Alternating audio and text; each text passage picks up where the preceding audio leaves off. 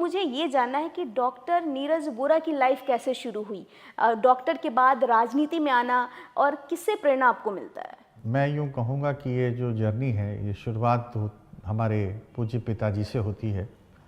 और पिताजी मेरे जन्म से पहले लखनऊ में, लखनऊ विश्वविद्यालय में जब अपने पढ़ाई के लिए आए थे, तो यहीं पर छात्र जीवन में ही उन्होंने राजनीति प्रारंभ करी। छात्र संघ के अध्यक्ष बने लखनऊ विश्वविद्यालय के, और लखनऊ विश्वविद्यालय में रहते हुए ही वो पहली बार उन्होंने विधानसभा का चुनाव लड़ा था।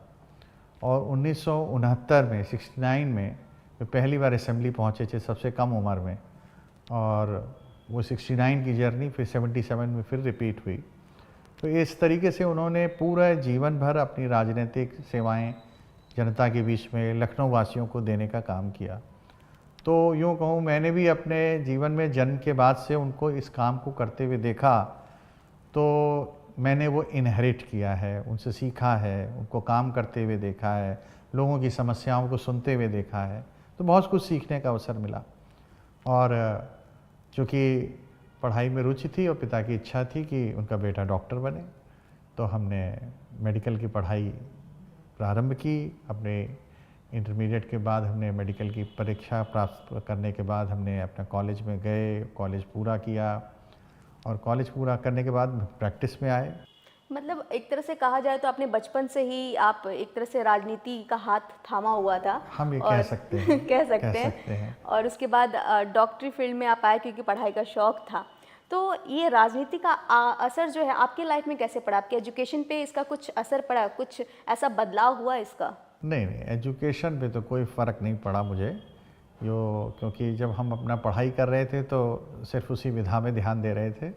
और जब पढ़कर आ गए तो जो आपने बात कही कि समाज सेवी होने का, समाज सेवा करने का जो एक कैरेक्टर हमारे जीन्स में था, उसको फुलफ़िल करने के लिए स्वास्थ्य और चिकित्सा एक ऐसा पेशा है जहाँ पर आप बहुत लोगों का हित कर सकते हैं, बहुत लोगों की सेवाएं कर सकते हैं।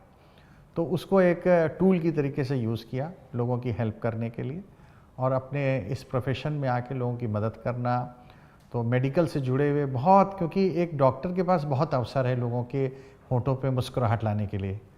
तो मैंने हेल्थ कैंप्स, मैं यूँ कह सकता हूँ कि मैंने दसियों हज़ार हेल्थ कैंप्स किए होंगे गांव-गांव में जाकर। फादर चाहते भी थे कि ग्रामीण क्षेत्र से जुड़े हुए लोगों की सेवा हो, इसलिए मैंने जो हॉस्पिटल भी इस्टेब्लिश किया सेवा नाम से लखनऊ में, वो थोड़ा सा अर्बन एरिया से हटकर था, रूरल एरिया से जुड़ा हुआ था। तो वहाँ के लोगों को हम बेस्ट ऑफ फैसिलिटीज़ दे सकें, आज के युग की चिकित्सा सुविधाएं उपलब्ध करा सकें। तो उसके लिए हम गांव-गांव संपर्क करना, स्वास्थ्य कैंप लगाना, ब्लड डोनेशन कैंप्स लगाना, तरह तरह की एक्टिविटीज़ उस माध्यम से करते रहे।